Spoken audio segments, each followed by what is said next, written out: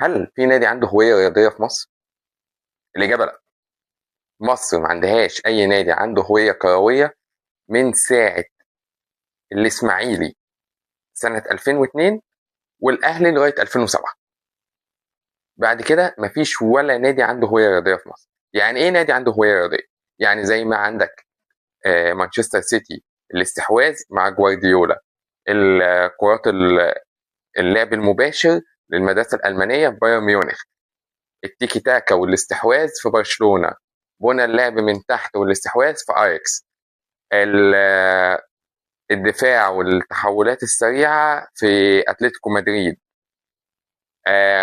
يوفنتوس ايام كونتي واليجري بال3-5-2 واللعب على الكرة الطولية والاستحواذ والدفاع القوي والتحولات. بيرلي ايام شوندايش الفريق اللي بيدافع وبيبارك ذا باص ويلعب على الكور الثابته والكور الطويله، المدرسه الانجليزيه القديمه. دي نماذج من الهويه. في مصر ما فيش اي نادي عنده هويه. احنا عندنا 11 لاعب، انزل وربك يوفق يعني. كان في فيديو شهير اللي هو عرفت تجري عرفت تشوت الملعب طويل هيقطع نحرك. هو ده حرفيا الهويه الرياضيه للانديه المصريه هي جميعا.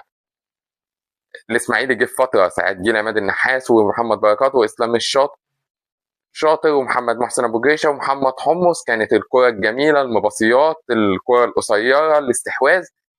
فتره الاهلي مع جوزيه، اللعب القوي، الفريق المتوازن، الفريق اللي بيضغط ضغط عالي من اول الخطوط، وانتهت بنهايه الفتره دي. فما عنديش اي نادي في مصر حاليا عنده هويه. واوعى تصدق ان حد يجي يقول لك اصل الاهلي عنده هويه، ده عنده روح الفانيلا الحمراء. روح الفانيلا الحمراء دي مش هويه. مفيش حاجه اسمها هويه رياضيه اسمها روح الفانيلا الحمراء. حماس، بنجيب جون في البلاس 90. دي مش هويه رياضيه. الهويه الرياضيه طريقه اللعب اللي حضرتك بتحضرها من اول الناشئين لغايه دلوقتي عشان تفوز. الزمالك برده ما عندوش. فاعتقد ان اول خطوه محتاجه كل الانديه تفكر فيها ايه هويتها الرياضيه، ايه اللعب اللي هي عايزه تلعبه، وبناء عليه هتعرف تختار لاعبين تتعاقد معاهم، هتعرف تختار مدربين بدل ما احنا بنبدل مدربين زي ما بنبدل شرابات. هتعرف تختار مديرين لقطاع الناشئين، وهيبقى عندنا شكل للكره المصريه. لان هويه الانديه الكبرى بتنعكس على هويه المنتخب.